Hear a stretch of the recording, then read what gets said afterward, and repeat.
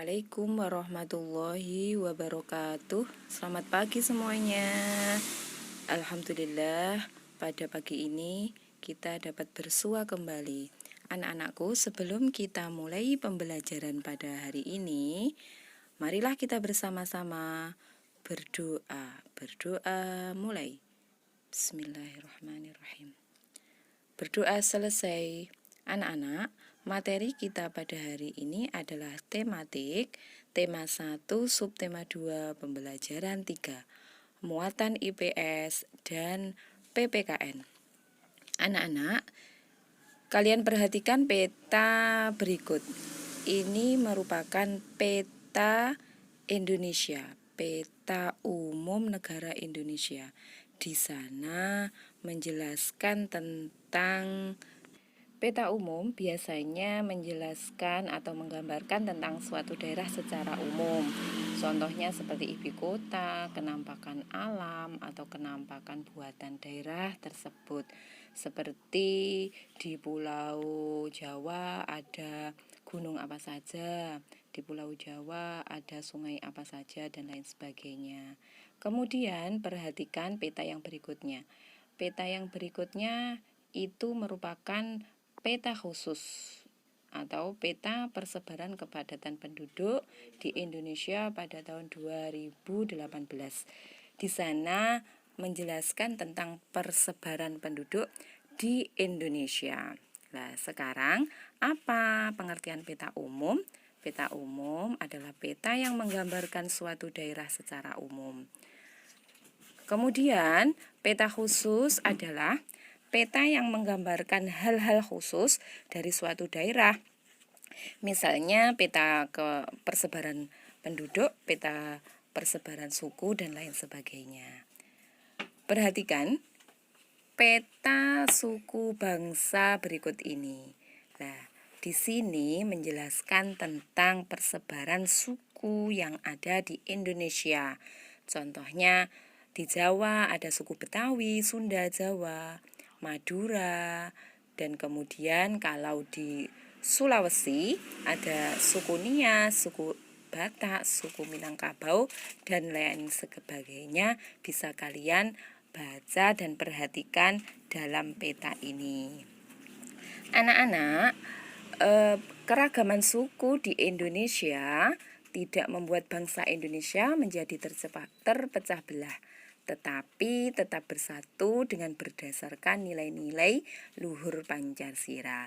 Karena kita merupakan bangsa Indonesia yang telah belajar tentang nilai-nilai luhur Pancasila.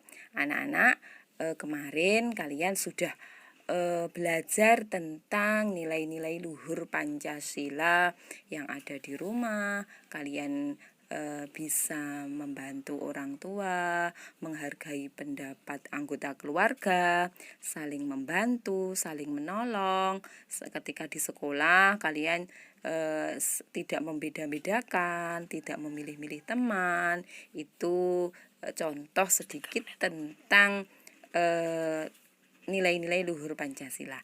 Nah, di sini Bu Guru akan menjelaskan contoh perilaku yang tidak mencerminkan nilai Pancasila.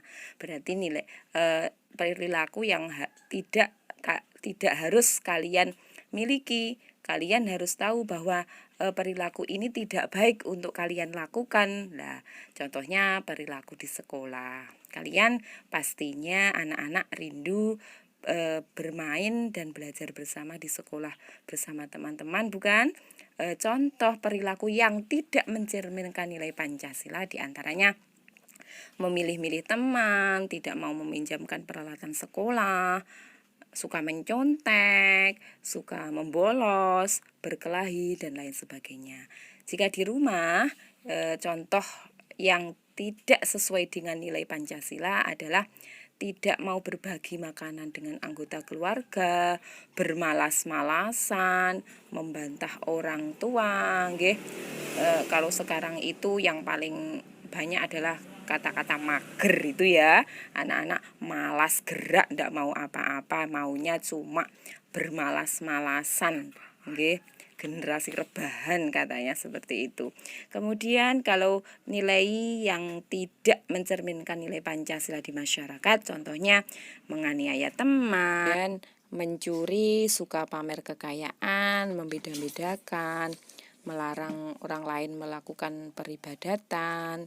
Kalau umat Islam tidak mau sholat, tidak mengerjakan puasa, sedangkan kalau orang non-Islam tidak mau ke gereja ataupun dan lain sebagainya.